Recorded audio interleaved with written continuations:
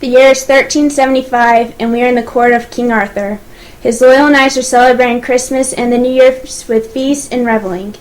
A mysterious stranger, known only as the Green Knight, enters the hall, and the revelers go quiet. I challenge any of you to an exchange of one blow for another. I accept your challenge. The combatants meet in the center of the hall, and the challenge begins. Gawain delivers a blow that severs the Green Knight's head.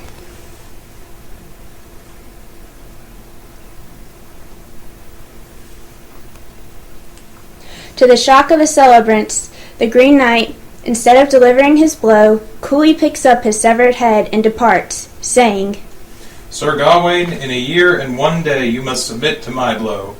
You will come to the north country and find the Green Chapel. There we will meet and you will suffer my blow. Almost a year has passed. Sir Gawain is traveling in the north country, seeking the chapel of the Green Knight. While he is looking, he finds a splendid castle, and the lord of the castle invites him in to stay and proposes a strange game. The lord tells Gawain that he will go hunting each day, and give Gawain whatever he wins in the hunt, and Gawain must give the lord whatever he attains that day. Each day while the lord is hunting, Gawain is tempted by the lord's wife. On the first 2 days, he receives a kiss each day. In the evening, when the lord returns, he gives the lord the kiss he has received. On the third day, Gawain receives a kiss and a green sash.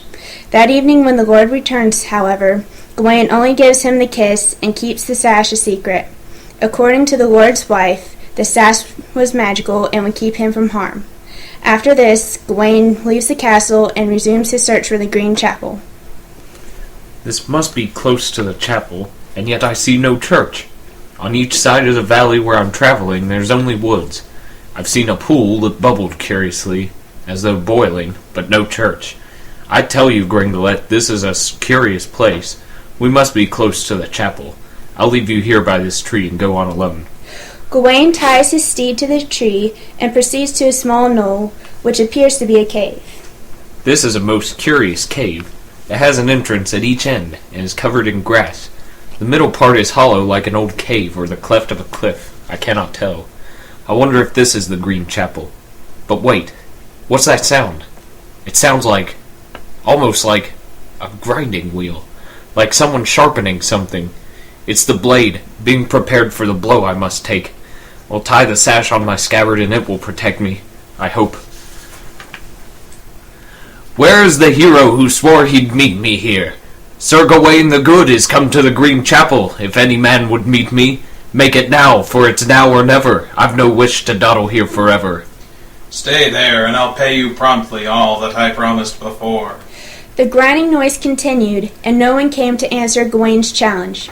Nervously, Gawain listens to the grinding of the blade. After an interminable period, the grinding ceases, and the Green Knight steps forth from the shadows, wielding his mighty Danish axe. I want my mommy. Gawain, may God be your guard.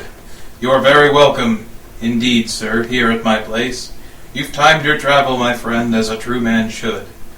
You've recalled the terms of the contract drawn up between us. At this time, a year ago, you took your chances, and I'm pledged now this new year to make you my payment. And here we are, in this valley, all alone, and no man here to part us. Proceed as we may. Heave off your helmet, then, and have here your pay, and debate no more with me than I did then when you severed my head from my neck with a single swipe. Never fear.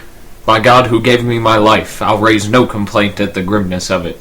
But take your single stroke and I'll stand still and allow you to work as you like and not oppose you here.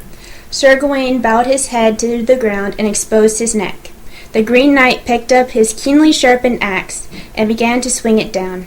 As he did, Sir Gawain looked sideways at the axe and flinched away. You cannot be Gawain, who's thought so well, a man who's never been daunted on a hill or dale. For look how you flinch for fear before anything is felt. I never heard tell that Sir Gawain was ever a coward. I never moved a muscle when you came down in Arthur's hall. I never so much as winced. My head fell off at my feet, yet I never flickered. But you tremble at heart before you're touched. I'm bound to be called a better man than you, my lord. I shied once, no more. You have my word. But if my head falls to the stones, it cannot be restored. But be brisk, man, by your faith, and come to the point. Deal out my doom if you can, and do it all at once, for I'll stand for one good stroke, and I'll start no more. Until your axe has hit, on that I swear. Here goes, then. The Green Knight then swings down his axe, but stops abruptly to see if Gawain will flinch again, but he does not. Good, you've got your heart back. Now I can hit you. May all the glory the good King Arthur gave you prove efficacious now, if it ever can, and save your neck. Then hit me, hero. I'm right up to here with your threats. Is it you that's the cringing coward after all? Ooh, he's wrathful, too. No pauses, then. I'll pay up my pledge at once. I vow.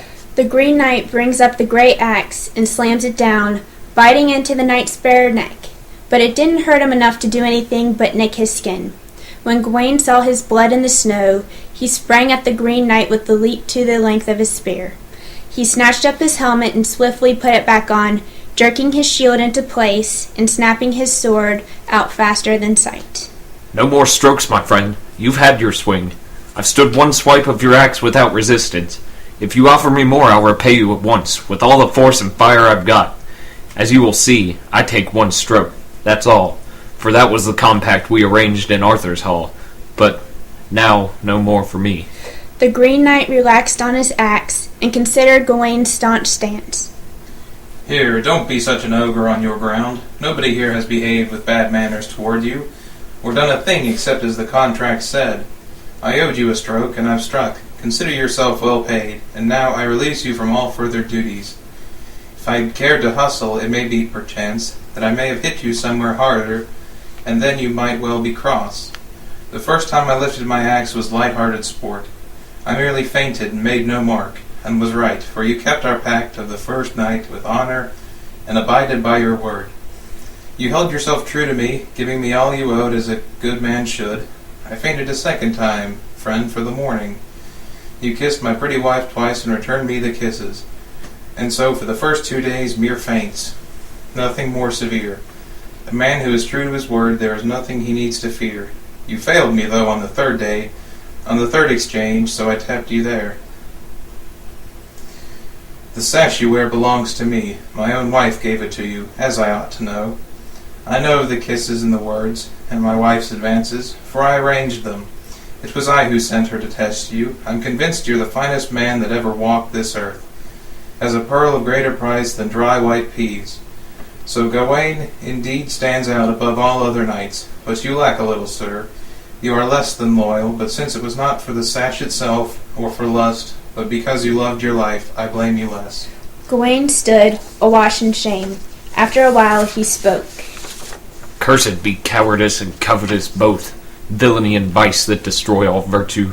Gawain removed the sash and threw it to the Green Knight. There's my fault, the foul fiend. Vex it. Foolish cowards taught me from fear that your stroke to bargain covetous and abandon my kind.